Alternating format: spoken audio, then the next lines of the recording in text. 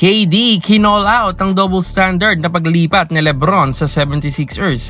Kinausap si Kevin Durant sa isang USA basketball event sa California at hiningian siya ng reaksyon sa paglipat na LeBron James sa pili. At dito na nga naglabas ng saloobin si KD. Sinabi niya, and I quote, "The last time they put 3 20-point scorers on a team, they said it was unfair, which was the Warriors team I was on. They've got 4 25-point scorers on this team."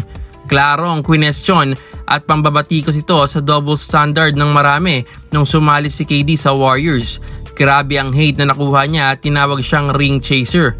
Pero ngayon daw na si LeBron ay nakipagsosyo kina Joel Embiid, Tyrese Maxey at Jaylen Brown sa Sixers, parang tahimik ang lahat. Dagdag pa ni KD na contender talaga ang Sixers at magiging league pass worthy sila, pero ramdam mo sa tono niya na may halong pot ito para sa mga bumabati ko sa kanya noon.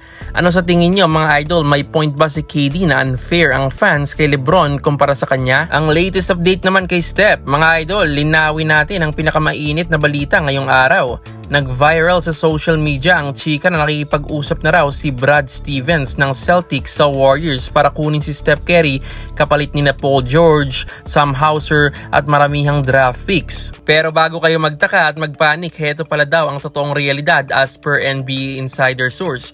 Walang trade request si Steph at walang official offer ang Boston. Ang nangyari lang pala, isang Celtics writer na si John Karalis ang gumawa ng hypothetical column sa Sports Illustrated.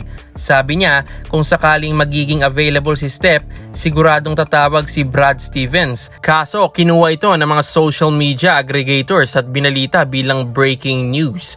Kaya hindi pa talaga natin masisigurado ang kumakalat na trade kay Steph. Ang totoo niyan, ayon sa mga top NBA insiders ngayong linggo, walang balak si Steph na humingi ng trade. Sa katunayan nga, ngayong August 29, eligible na si Steph para sa isang 2-year, $136.7 million max extension sa Golden State. At may mutual interest ang magkabilang panig na pirma nito para magretiro si Steph bilang isang Warrior.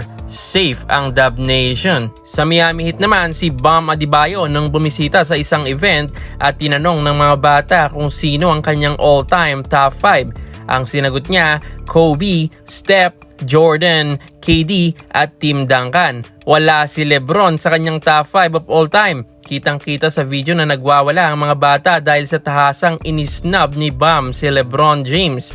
Ang hinala ng marami, medyo bitter pa rin ang Miami dahil hindi sila pinili ni LeBron ngayong off-season. May isang video naman ang kumalat kay Jimmy Butler sa SOCMED kung saan may kitang pinrank ng magician si Jimmy.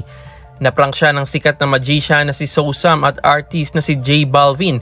Nagpakita ng card trick ang magician pero nang biglang may huguting buhay na ahas mula sa deck ng baraha, gulat at literal na napatumba sa kanyang upuan sabay sigaw ng "I don't play with the snake" si Jimmy Butler.